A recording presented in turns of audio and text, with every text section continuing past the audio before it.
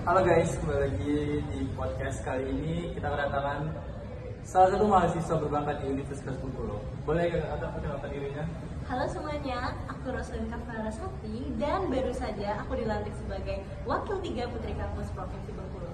Dan aku sendiri merupakan mahasiswa semester 2 dari jurusan Pendidikan Bahasa Inggris. Halo teman-teman, perkenalkan saya Kurt Raihat Satriansyah, baru dilantik sebagai Duta Bahasa Provinsi Bengkulu tahun 2024. Dan saya juga merupakan mahasiswa Pendidikan Bahasa Inggris di Universitas Bengkulu. Baik, gimana nih kabar kali ini? Apakah ada yang baik saja kan? Tidak ada yang sakit? Alhamdulillah nggak ada. Alhamdulillah baik. Iya, alhamdulillah. Pada sehat semua. Gimana nih kehidupan di kampus ini? Kalau aku sendiri ya, karena aku sendiri baru semester 2, which means masih kayak jadi maba gitu kan. Yeah. Karena belum ada adik kelas juga kan. Adik tingkat sorry. Lumayan seru sih, karena kayak di sini tuh lingkungannya lebih luas gitu kan.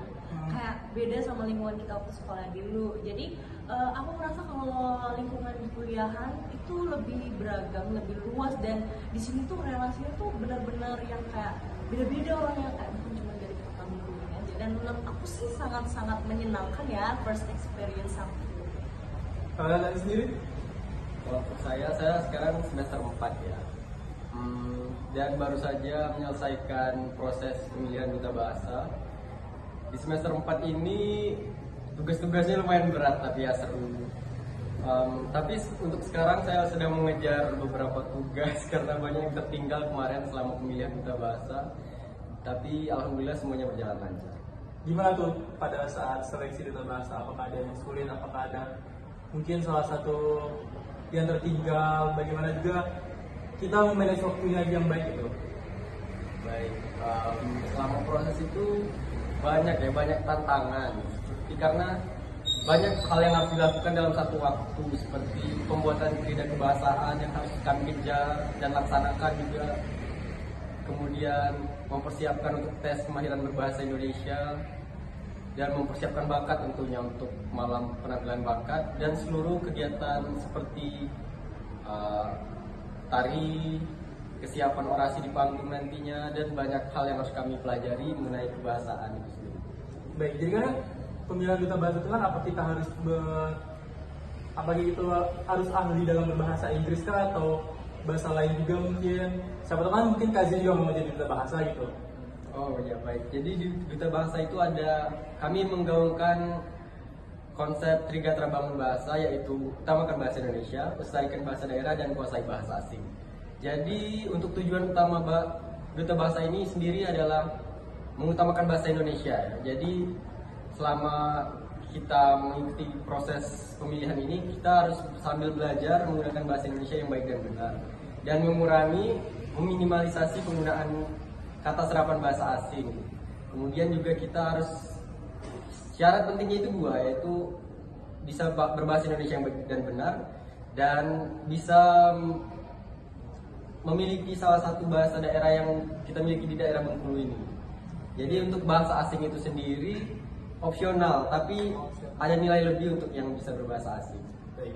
Jadi selanjutnya kita ke Kak Kafka selaku wakil 3 ya tadi Kak? Iya. Itu tugasnya ngapain aja sih Kak selaku jadi wakil 3 itu? Ini pas sudah jadi dilantik ya? Iya, sudah dilantik. Mungkin sama kali ya, karena kita pas sudah dilantik tuh bener-bener setara gitu. Kita nggak dibeda-bedain, mau itu sampai dari pemenang sampai kategori itu kita bener-bener adil untuk penugasannya. Jadi kita kayak penugasannya itu beragam. Jadi kalau ada undangan atau kayak surat delegasi itu nanti dari Putra Putri Kampus Provinsinya itu bakal ini mengirimkan salah satu dari kami untuk menjadi delegasi. Nah, kalau aku sendiri, pengalaman aku pertama kali jadi delegasi yang paling berkesan itu adalah aku pernah jadi delegasi untuk mengunjungi David Black and Coffee, dan di situ aku bukan cuman kayak tampil cantik pakai heels aja gitu, enggak. Jadi kayak belajar kita belajar di dapurnya gitu. Kita kayak jadi baristanya, dan yang paling seru itu ketika aku bisa berkomunikasi sama pelanggannya juga. Dan pengalaman delegasi aku yang paling berkesan itu ketika aku bisa menghadiri sebagai tamu spesial untuk perwakilan duta juga di Grand Final Duta Bahasa. itu benar-benar berkesan. Susah nggak sih Kak untuk menjadi seorang putra putri kampus itu ya? Apakah tantangannya lebih susah dari Duta Bahasa atau mungkin melebihi atau gimana? Dibilang susah sih, semuanya pasti ada porsinya masing-masing ya. Ya.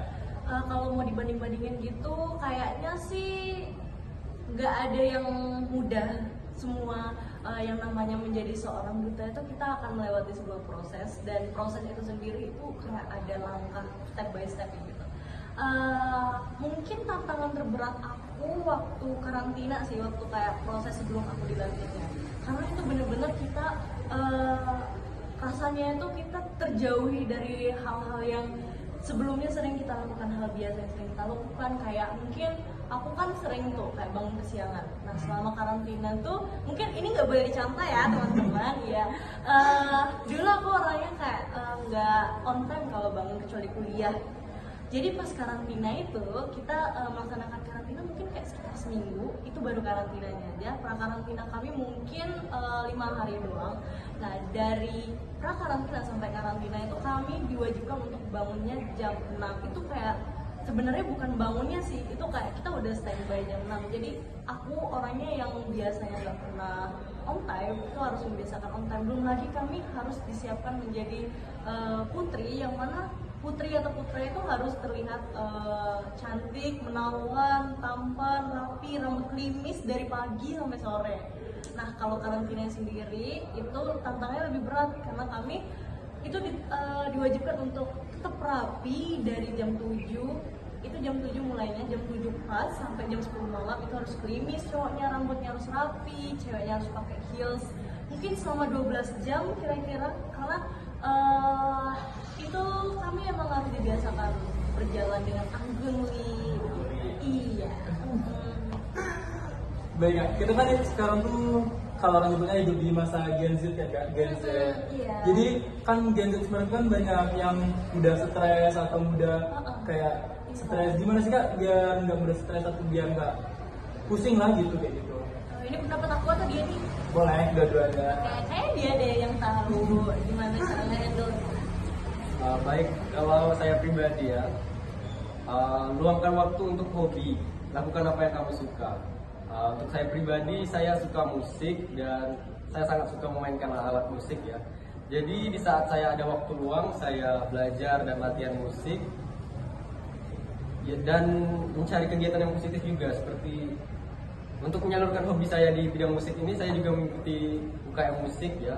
Jadi di sana saya bisa bertemu dengan orang-orang yang memiliki hobi yang sama dan saya bisa berbagi di sana. Menurut saya ini salah satu cara untuk menghadapi stres ya. Menurut aku kan juga Gen Z nih ya. Kenapa sih? Kita tiga-tiganya juga Gen Z. Pasti pernah dong ngerasain yang namanya stres, dan yang namanya stres itu kan nggak cuman untuk semua orang pasti pernah stres gak sih? Iya, tapi mungkin ada yang kayak mereka emang belum punya hobi gitu kan, atau mungkin nggak seberuntung yang di sebelah aku juga yang bisa berkesempatan untuk mengikuti kegiatan-kegiatan gitu. Kalau aku sendiri sih ya, stres itu kan nggak bisa dikontrol kan, mau kapan ya kan. Kadang kita kayak tiba-tiba stres, tiba-tiba sedih gitu kan. Kalau aku lebih ke main sama temen sih, main sama temen, terus bener ngelakuin hal yang positif juga. Tapi kalau aku lebih kayak kita santai aja kali, kita pada akhirnya tuh gimana ya, kita tuh bakal nyari ketenangan sendiri. Kan itu juga di Gen Z sekarang kan, itu kan kayak ada orang tua yang sangat-sangat strict parents gitu atau tentang anaknya. Kira-kira gimana tuh? Apakah orang tua juga ada mendukung kita atau gimana? Maksudnya gimana nih? Kayak mungkin ada tantangan yang besar, mungkin apa isinya? Dari aku ya. Kalau dari aku sih tantangan terbesar aku tuh adalah pas mau daftar. Karena pas mau daftar itu ada dramanya.